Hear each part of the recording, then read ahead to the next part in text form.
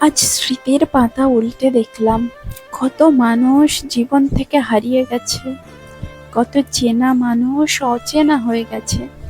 হয়তো কোনো একদিন আমিও অচেনা হয়ে যাব এই পৃথিবী থেকে। অনেক কষ্ট পেয়ে আমি আজ যা বুঝেছি তা হলো, কাউকে প্রয়োজনের চেয়ে বেশি মূল্য দিয়েছিলাম বলেই আজ আমি এত মূল্যহীন হয়ে পড়েছি। পৃথিবীর সবচেয়ে সুন্দর দৃশ্য হলো কাউকে হাসতে দেখা। তার চেয়েও ভালো লাগবে যদি আমি জানতে পারি আমার কারণে একজনের মুখে হাসি ফুটে উঠেছে। এটা আমি জানতাম যে অতীতের সব কান্নাগুলো মনে করে আমি হাসবো, কিন্তু এটা কখনো ভাবতে পারিনি যে অতীতের সব হাসিগুলো মনে পড়লে এভাবে চোখ ভিজে যাবে। প্রেম সবার জীবনে আসে, আমার জীবনেও এসেছিল, কিন্তু আমি সেই দিন বাড়িতে ছিলাম না। আমি জন্মেছিলাম বুদ্ধিমান হয়ে, কিন্তু পড়াশোনা করে যেন আরো বেশি বোকা হয়ে গেলাম। নকল মানুষগুলো আজ আর আমায় অবাক করে না, বরং সত্যিকারের মানুষ দেখলে আমি সত্যিই কিছুটা অবাক হই। একটু বেশিই স্বপ্ন দেখেছিলাম হয়তো, তাই তো এতটা কষ্ট পেতে হচ্ছে। লোকে আমার ব্যাপারে কি ভাবছে সেটাও যদি আমি ভাবি, তাহলে লোকে কি ভাববে? ওদের জন্যও কিছু থাক। আমাকে যে খারাপ ভাবে তাকে আমি মানসিক রোগী ভেবে ক্ষমা করে দিই। আমি চাই না আমার বোঝাগুলো হালকা হয়ে যাক, শুধু চাই আমার শরীর যেন সেই বোঝাগুলো বয়ে নিয়ে চলার মতন অপরিসীম শক্তি চিরকাল থাকে। এটা ভাবতে কষ্ট হয় যে আমি সবসময় যাকে মিস করি সে আমার কথা একটুও ভাবে না। আমি বোকা হতে পারি, অনেক খারাপ ছাত্র হতে পারি, দেখতে অনেক কালো হতে পারি, কিন্তু আমার মায়ের কাছে আমি শ্রেষ্ঠ সন্তান। আমি কতটা বোকা জানো? কেউ হাজারো কষ্ট দেওয়ার পর দুটো মিষ্টি কথা বললে আমি সব ভুলে যাই। জীবন থেকে চলে যাওয়া প্রত্যেকটা মানুষকে জানাই ধন্যবাদ, কারণ তারা না চলে গেলে অনেক কিছু জানতাম না, শিখতাম না, বুঝতাম না। গতকাল আমি চালাক ছিলাম, তাই সবকিছু বদলাতে চেয়েছি। আজ আমি জ্ঞানী, তাই নিজেকে বদলাচ্ছি। কেউ আমার উপর বিরক্ত থাকলে বলে দেবেন, চেষ্টা করবো আপনাকে আরো বেশি বিরক্ত করার। আমাকে যে যা বলে চুপচাপ শুনি, কারণ জবাব দেওয়ার অধিকার শুধু সময়কে দিয়ে রেখেছি। আমি সম্মান করি আমার সব শত্রুদের, তাদের কাছ থেকে আঘাত পেয়ে পেয়ে তুমি সুখে থেকো, না হয় আমি তোমাকে দূর থেকে ভালোবেসে যাব। আমি জন্মেছি আসল হয়ে থাকতে, নিখুঁত হয়ে ওঠাটা আমার লক্ষ্য নয়। জীবনের অনেক কিছু শিখলাম, শুধু স্বার্থপর হওয়াটা শিখতে পারলাম না। আশেপাশে মানুষের ট্যালেন্ট দেখলে মনে হয় আমি শুধু শ্বাসটাই নিতে জানি। আমি আমার অতীত নিয়ে কখনো অনুতাপ করি না। আমার শুধু খারাপ লাগে এটা ভেবে যে আমি ভুল কারো সাথে আমার জীবনের কিছু মূল্যবান সময় নষ্ট করেছিলাম। আজ মনটা সত্যি খুব খারাপ, কিন্তু বোঝার মতো কেউ নেই।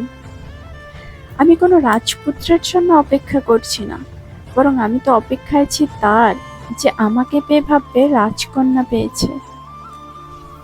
হ্যাঁ, আমি খারাপ, কিন্তু আজ পর্যন্ত কারোর সাথে বেইমানি করিনি।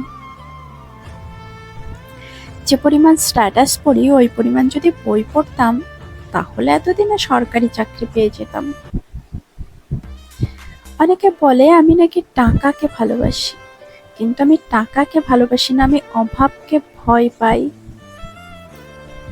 মোবাইলের সাথে রিলেশন হওয়ার পর টিভির সাথে ব্রেকআপ করে দিয়েছি, কারণ দুই নৌকায় পা রাখার স্বভাব আমার নেই। না আনন্দে আছি, না দুঃখে আছি।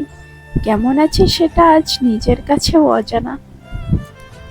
তোমার সবকিছুর জন্য আমি সবসময় হাজির থাকতাম বলে এমনটা ভেবো না কখনো যে আমি তোমার চাকর হয়ে গেছি।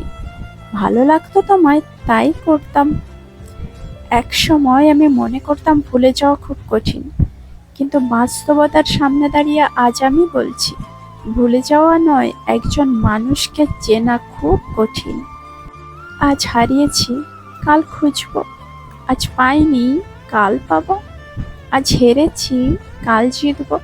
আমি আবার ফিরে আসব, ঠিক তোমার মনের মতো।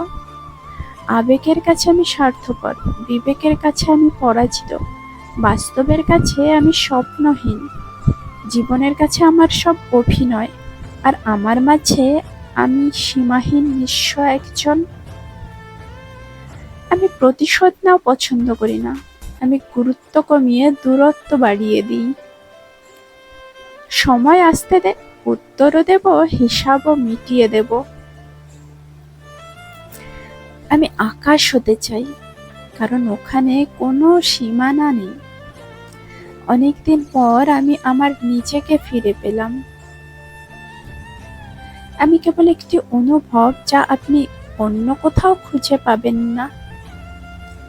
যারা আমায় নিয়ে সমালোচনা করে তাদের আমার খুব ভালো লাগে, কারণ তারা নিজের কথা কম আর আমার কথা বেশি ভাবে। আমি স্বার্থপর নই, শুধু তাদের থেকে দূরে সরে যাই যাদের কাছে আমার কোনো মূল্য নেই। জীবনে খারাপ অধ্যায় মানে এই নয় যে জীবনের গল্প শেষ। মাঝে মাঝে নিজের উপর হিংসা হয়, একটা মানুষ এত কিউট কিভাবে হয়। জীবনে সবকিছুকে আঁকড়ে ধরতে নেই।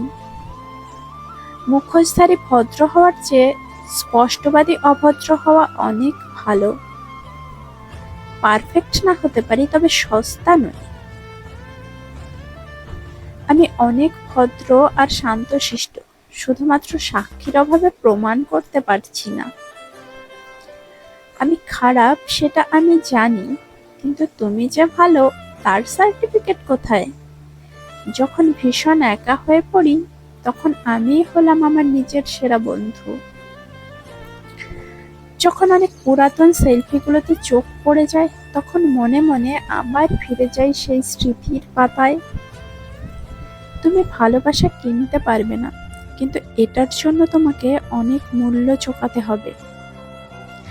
এমনিতে আমার মনটা অনেক বড়, কিন্তু কিছু লোকের যোগ্যতা নেই আমার মনে জায়গা পাওয়ার। মেয়েদের পিছনে না ঘুরে কাজের পিছনে ঘুরো। সময় হলে শুধু মেয়ে নয়, মেয়ের বাবাও তোমার পিছনে ঘুরবে। জীবন সম্পর্কে আমি যা কিছু শিখেছি তা এক কথাই হলো, না থেমে এগিয়ে চলা। যদি আমাকে কারো ভালো না লাগে, ডোন্ট কেয়ার, সবার পছন্দ তো ভালো হয় না।